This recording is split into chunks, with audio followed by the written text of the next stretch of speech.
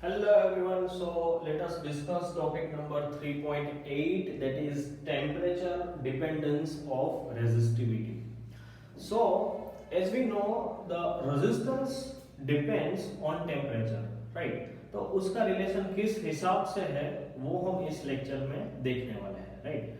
We have different kinds of materials और उनका जो डिपेंडेंसी है वो भी अलग अलग है, right? So first thing is clear, that is the resistivity depends on the temperature. Rho depends on the temperature. अगर rho टेम्परेचर के हिसाब से बदलेगा तो R equals to L rho by A के हिसाब से R is also going to change, right? So if we talk about the metallic conductor, right, metals की बात हम अगर करें तो उसमें rho का रिलेशन किस तरह से होता है? For that we have a equation जो आपको याद रखना पड़ेगा, right? So rho T is equals to rho zero in bracket 1 plus alpha in bracket T minus T zero brackets over, जिसमें रो टी क्या है? So rho represents the resistivity, rho represents the resistivity, okay, at temperature T, at temperature T, okay. तो it can be like के you want to find out the resistivity at 50 degree, तो आप क्या लिखोगे? Rho 50 degree Celsius, right? तो उस तरह से आप कोई भी टेम्परेचर वहां पे लिख सकते हो. Now row zero, okay, so that is known as a zero का मतलब यहाँ पे 0 डिग्री ऐसा जरूरी नहीं है, it can be any other reference temperature. So this represents the resistivity. मैं सिर्फ रो लिख रहा हूं और जीरो का मतलब है at reference temperature, at reference temperature. मान लो कि आपको किसी मटेरियल है उसकी रेजिस्टिविटी एट 25 डिग्री सेल्सियस मालूम है, तो आप क्या लिखोगे? रो 25, राइट? तो वो आपको मालूम है. सो रेफरेंस का मतलब है कि जिसके हिसाब से, जिसके रिस्पेक्ट में ये लिया गया है, right? In bracket 1 plus alpha, alpha क्या है? That is known as a temperature coefficient, okay. इसको टेम्प को भी बोलते हैं प्यार से, ओके, टेम्प को. So temperature coefficient, alpha is known as a temperature coefficient, and you know that T minus T0 they are just temperatures, right? So by using this equation you can find out the value of resistivity at any temperature for a given material, right? If we talk about the metals, if we talk about the metals, तो metals के लिए alpha है वो होता है positive, alpha है वो positive होता है. ये जो इक्वेशन है अगर आप ध्यान से देखोगे तो इसका फॉर्मेट है वो लाइन के इक्वेशन जैसा ही है. So y equals to c plus mx, ये इसके जैसा दिखेगा. y equals to mx plus c हम पढ़ चुके हैं, right? So y equals to c plus mx, right? तो इसका मतलब क्या है कि इससे by using this equation we can plot it, और वो ग्राफ जो बनेगा उसमें एक लाइन आनी चाहिए, राइट? जिसका स्लोप है वो पॉजिटिव होगा, because for metal alpha is positive, तो यहाँ पे m है, स्लोप है वो भी पॉजिटिव है. So if you consider a copper, copper एक मेटल है, राइट? तो उसका ग्राफ अगर हम ध्यान से देखें तो it is a graph of row versus temperature, row versus temperature का यहाँ पे ग्राफ है, ओके. सो रो है वो किस रेंज में है? 10⁻⁸ ओम मीटर की रेंज में है, okay. And over here the temperature is expressed in kelvins, right? तो ये जो ग्राफ आप देख रहे हो that is copper, right? So you can see that as the temperature increases then the resistivity also increases. लेकिन अब देखोगे initially this relationship is not linear, लेकिन after some time this you can treat this as a straight line. ये जो देख रहे हो आप straight line की तरह मान सकते हो, राइट? तो ये हो गया कॉपर का graph, right? If we talk about the nichrome, nichrome भी एक रेजिस्टेंस की तरह वायर बाउंड रेजिस्टर में हम यूज कर सकते हैं, but it's dependency on the temperature is very weak. इसका मतलब क्या हुआ कि if there is a drastic change in temperature, then also there will be very small changes in the resistance, right? या फिर resistivity. तो अब देखो यहाँ पे कि resistivity is expressed in micro ohm meter, right? और यहाँ पे टेम्परेचर के जंप्स देखो आप, ठीक है?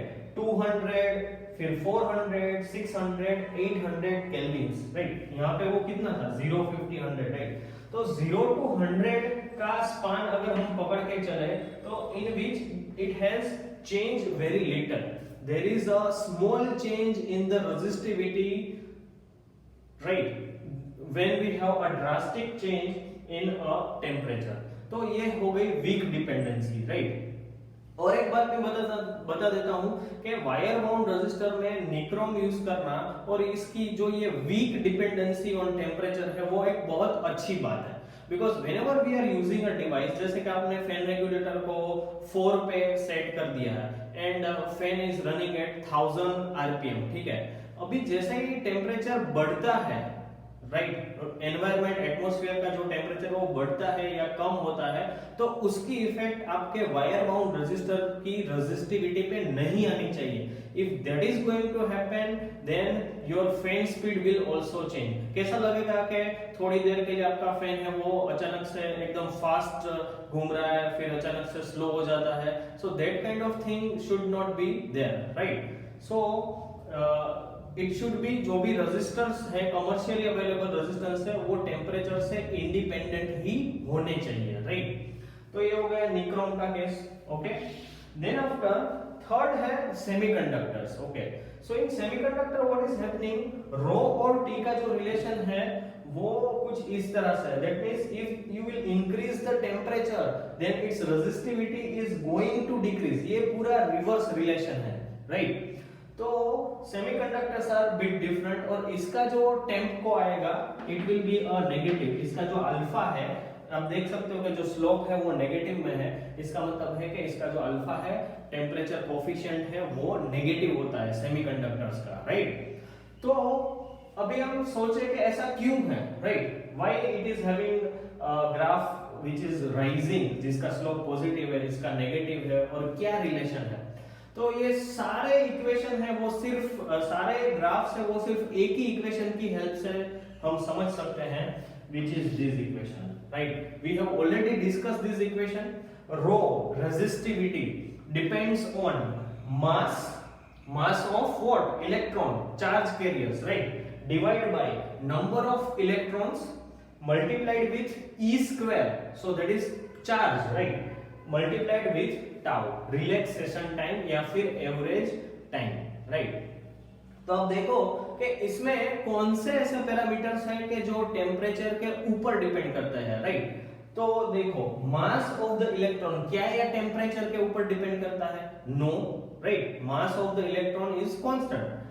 फिर है नंबर ऑफ इलेक्ट्रॉन्स, अगर टेम्परेचर बढ़ेगा then there are chances the electrons which are revolving around a nucleus, तो वो एक एनर्जी गेन करते हैं और इट इज पॉसिबल कि वो न्यूक्लियस छोड़ के चले जाए outer most orbits, right. So yes, अगर टेम्परेचर बढ़ेगा तो नंबर ऑफ इलेक्ट्रॉन्स है उसमें भी चेंज आएगा, they will also increase, right. If we talk about E, तो वो तो फिक्स है 1.6 into 10⁻⁹, तो उसका टेम्परेचर के साथ कोई रिलेशन नहीं है।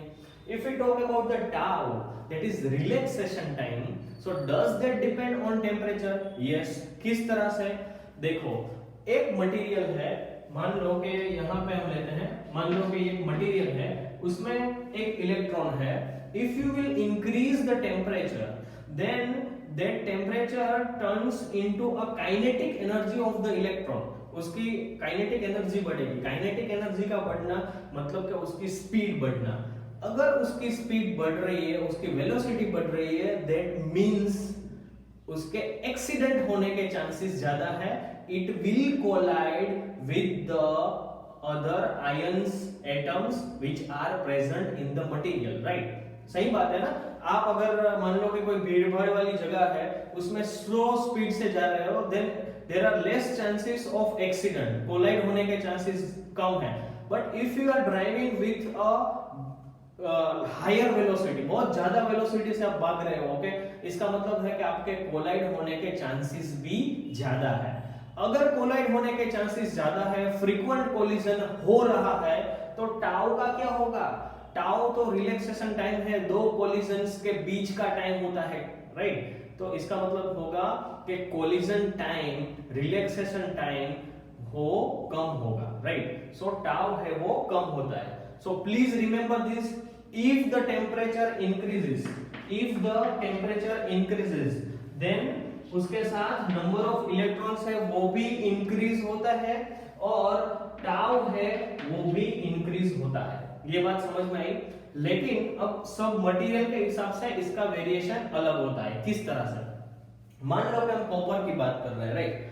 सो कॉपर में we know that it is a metal conductor है वो, इसका मतलब है कि there are lot of free electrons available, बहुत सारे फ्री इलेक्ट्रॉन ऑलरेडी प्रेजेंट है, राइट।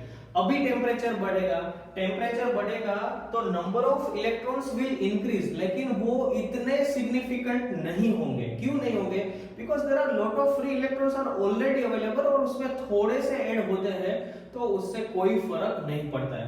तो यहाँ पे जो कॉपर की बात कर रहे हैं, मेटल की बात कर रहे हैं, तो उसमें increase in an is not that much large, right. तो यहाँ पे टाउ रिलैक्सेशन टाइम है, उसमें क्या होगा? रिलैक्सेशन टाइम है वो ड्रास्टिकली डिक्रीज होगा, राइट। अगर टेम्परेचर बढ़ेगा तो रिलैक्सेशन टाइम है, सॉरी यहाँ पे ये डिक्रीज होगा, इट विल डिक्रीज।